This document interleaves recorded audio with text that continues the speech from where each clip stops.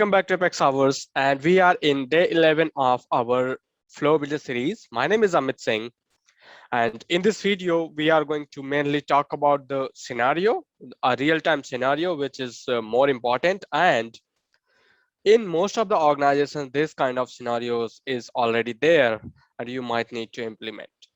I have seen various developers and in various organizations where they are using Apex Trigger for this, but this scenario we are going to implement with the help of our flows. So we will use record trigger flows. So here, what you see, what we need to do is whenever a new user is created into the ecosystem, into the Salesforce, what we need to do is basically we need to assign a specific permission set to that user, and we also need to add that user to a specific group as a group member. So basically the requirement is very simple. The business wants whenever there is a new user who is coming into the system, they wanted that user to be associated with a permission set and as a part of a group member. So that is what we have for the requirement, and let's quickly start implementing this.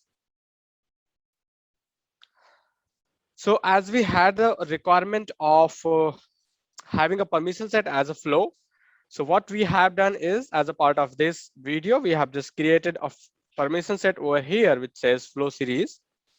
This is the permission set that we have created as a part of demo. So whenever a user is created, we will assign this permission set to that user. And similarly, we have created a flow called flow series, sorry, public group called flow series. And whenever a user is created, we'll add that user under this public group. So now, as we have all the components ready with us, what we'll do is we'll just go ahead, get back here into the flow component. Now, what we will do is we cannot use a screen flow because that will require a user intervention. We cannot use a scheduled flow because we don't need that. We need whenever a record is created. So we'll be record triggered flow, and you can use whatever the layout you wanted to have. So here we will see when a record is created and after the record is saved, because to assign the permission set to the user, we need the user record ID and we also need the permission set ID. Similarly, to add that user to the group, we need the group ID and the user ID. So we have the group and permission set ID, but we don't have user ID. That is why we said that a record is saved. That means we have got the record ID. Now we will select the object which is user, and then here it is saying that okay, this particular user, what filter you wanted to have. So we will say that if user is active, okay, there should be a checkbox field on the user which is saying that active. If user is active, then only assign those permission set. Otherwise, don't assign any sort of permission set or group. Once you have got this, we have this run immediately. What we can have is, again, first thing that we need to have is we need to make the SOQL query to get the permission set ID, and then we need to make the SOQL query to get the group ID. So to do that, let's quickly have here and use get records, and we will say that get permission set ID. And what object we wanted to have? We wanted to have permission set. So we will say permission set. This is our object that we wanted to have, and we wanted only one record, and we wanted to store all the fields. What filter we wanted to have? So we'll give the name over here. So we will type name, and then we will say equals, and what is the name of our permission set, which is flow series. You can also have this permission set value inside of custom label, and you can refer that custom label over here. But for now, we will use the static value. Go ahead and click on done. Then similarly, we are going to have one more get record element over here, and we will say that get public group ID.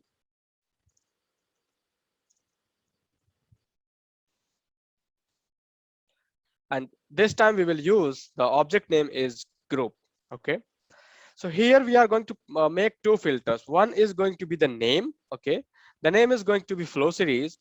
And there is also, we are going to have one thing, we'll say that type, then type is going to be regular. Why we are putting the type as a regular? Because this public groups can only be queries if the type is regular. There is a type of queue which is going to query the queues. So that is why we clearly mentioned the name should be flow series and then type should be regular, so that we get only the exact public group that we are looking for. And then you just need to go ahead and click on done. As usual, what we do is we used to add the fault path. So we'll just go ahead and add a fault path for both these to get record permissions. Now there could be the possibility where this permission set ID is not there, right? So what we could have is, let's first quickly rename this. It should be permission set ID. Okay, so what will have is, we will have a if condition. We'll check if this record is not null, then only create a permission set record. And then we'll again check if this record is not null, then only create the group member record. Okay, so what we'll do is we'll just go ahead and add a decision element over here. And we'll say that check if permission set exists, permission set found instead of exist. Okay, we will say that permission set found. Then here what we will check is, we'll check permission set. So this is basically our permission set. Okay, and we'll just use a permission set, we'll not use anything else.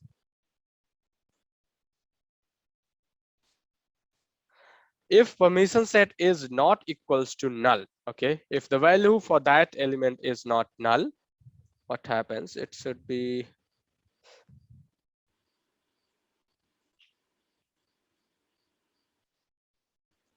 we don't see the null element over here, should be having.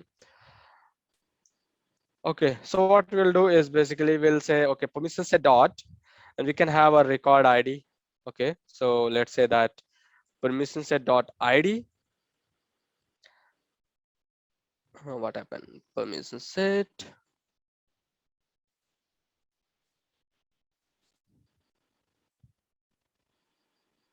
So this is the one, permission set ID dot ID. We'll say that not equals to null. Okay, so what we checked is if permission set ID is not null, and then we'll say that permission set not found. That means permission set is not there, and we'll have here. So now permission set not found will not do anything, but if permission set is found, we will just go ahead and use a create a record. So for that, we are going to, basically we need to assign a permission set. So we will use create a record, and we will say that create permission set assignment, because permission set assignment is the object which takes the two fields, which is basically the user ID and the permission set ID, and creates a record. As we all know how we are going to do that, so we'll say that permission set assignment. So this is the record. Then we will have the ID, which is going to be the assignee ID, is basically the user ID. So we will say that whatever the user has been created, so record.id, and then we will add permission set ID, which is this one, and we will use whatever the permission set we have got. So this is basically the record single variable, and then we'll say that .id. So these are the two variables that we need to provide here, and then we can just go ahead and click on done. Again, if there is any error, we can have this fault path over here. And then when it is not found, we can just have some sort of chatter over here, so that chatter is action. So we will say that post to chatter and say that permission set not assigned. And that's what message we will send to the user, so that user will be able to aware if the permission set has been assigned to the user or not. So we'll say that permission set permission set was not available. Yeah, that's okay. Permission set was not available inside Salesforce organization, Salesforce org. And to whom we wanted to have, we'll say that record.id. And here what we will do is inside Salesforce org, we'll also have one more here, one more sentence. We'll say that please contact to Salesforce admin.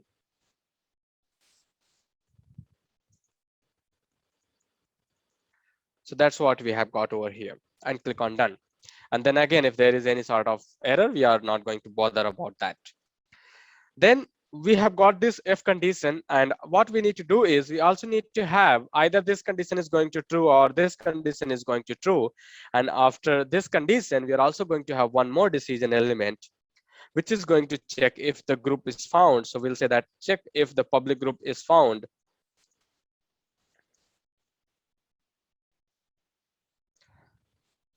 And we'll say public group is found, and we'll say here whatever the group we have, and then we say that group dot id, and we will be having group id, which will say that not equals to null. That means there is a group id, and which say that the default outcome we will rename it to group is not found, and we'll click on done. Again, we have got the two routes. The group is found, group is not found. If the group is found, we are going to add a record. We are going to create a record of type group member. So we'll say that create a record, and here we'll say that create group member record, because group member is the one which is going to associate the users with the groups. We are going to create one. We are having the information. So we'll say that group member. So this is going to be our object group member. And then here you will have group ID, and then you will have user or group ID. So for group ID, we already have the query. So we'll say group ID. And then for user ID, we have got record.id. So here you can either provide the user ID or a group ID. But in our case, our scenario is for user ID. So we will be putting the user ID over here. And we have got this done. Again, just go ahead, like add a fault path. If the group is not found, again, you have to just let's copy the message from here. We'll just do the favorite action, which is basically post to chatter. And here, instead of permission set, what we will do is group public group was not found.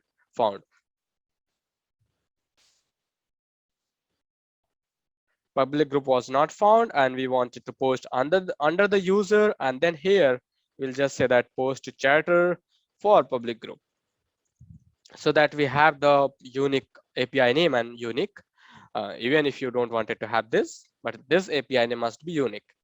We've got this post to chatter everything. Now we have done whatever we wanted to have over here. And then in this fault path, whenever you don't find anything, say that permission set is not found, and if there is any error, what we will do is we'll just go ahead, go to the action, and say that post to chatter, and this is permission set query error, permission set SOQL error. Just to post the error over here, what will be the message? We will post the message, which is flow.fault message, and it is going to be the basically user ID at the user label. And similarly, we are going to have public group error post. So we'll do the same thing.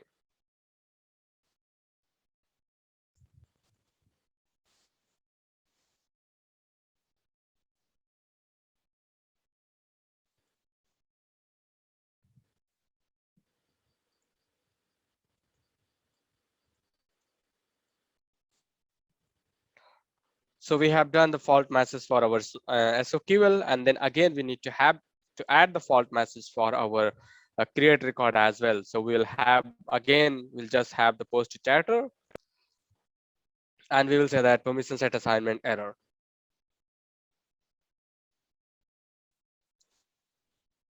And whatever the error is coming, again, just have that error to the what we say is basically to the chatter message of the user, so that user can see whatever the error has been occurred where the permission test was trying to assign to him. And just go ahead and say public group member error.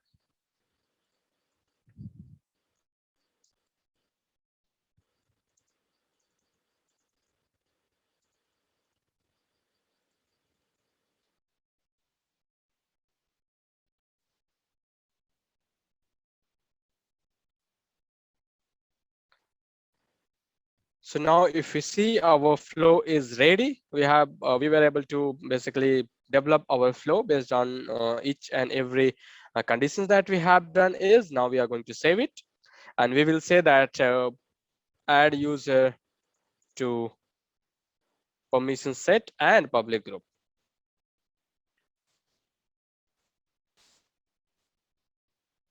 You can have the description, whatever you have, and then save it. Once you have got this, we just wanted to debug it. So we'll just say, okay, it is a record trigger flow. Debug it. I'm going to say escape start condition. What user we wanted to have. So I'll just select my user, which is Amit Singh, and click on run. And we'll see if there is any error or something is coming. So if you see here, the user ran immediately. These queries ran. And then this is the path which has been followed. And you can see the path is also highlighted. So the path has been followed here, and then we went to the end. So if we see here, we went to the end, and if you see on the right, everything is done. But because the flow ran in rollback mode, there was the rollback, so that will not be able to see any permission set assigned to my user or any other user. Okay. So this is basically, that means our flow is working fine. And now what we can do is we can just get back to the edit mode, activate the flow. And once we have activated, time is to test our flow. So to do that, I'm just going to create a user. If you don't have any license for the user, you might need to make sure that the user license is available. So I'll just go ahead and say that, okay, create a new user. And here again, I'm to say, I'll say that Apex hours. And then whatever the alias it could be, and then we'll say that Apex hours flow @salesforce.org. This is going to be the email, and then similarly is going to be the username as well. And then if you want to change the license, I can change it to say that I'm just changing it to Salesforce because I have the Salesforce license. I can say that the permission the profile is minimum access Salesforce and user is active. And then I don't want it to generate the password, and then just go ahead and save it. So once the user is saved, our flow should be running behind the scene, and we should be able to see the permission set assignment and public group assignment. So if you see here in the permission set assignment, we are able to see the flow series is here, and then we are able to see the public group member as well, which is saying that flow series is here. That means our flow is working fine.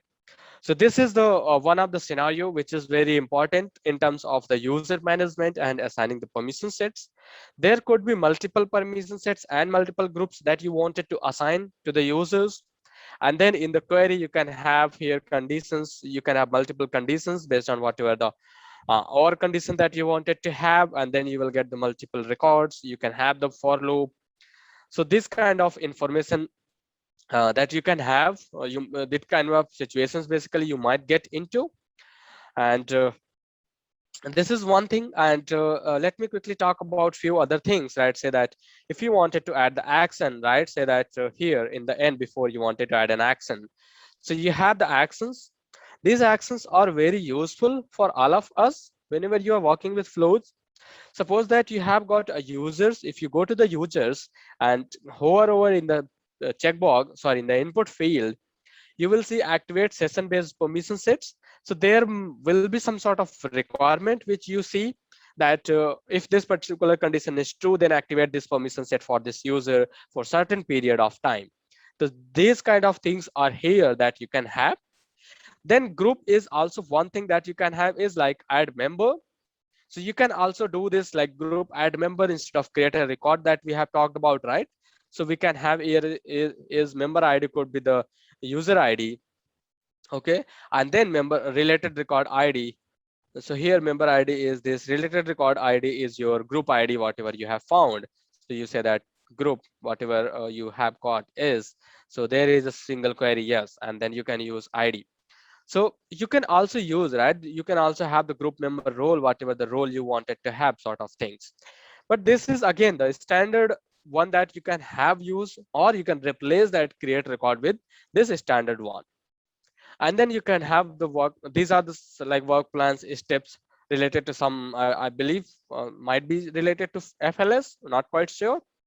Then you have got knowledge articles, knowledge actions are already there. You can have these. Sometimes you wanted to work with knowledge like task, then you have feed items. So these are some sort of actions that are already there. So before you go ahead and develop your own action using Apex class, right? Just make sure that you have checked all these standard available actions. So this is it for this video. And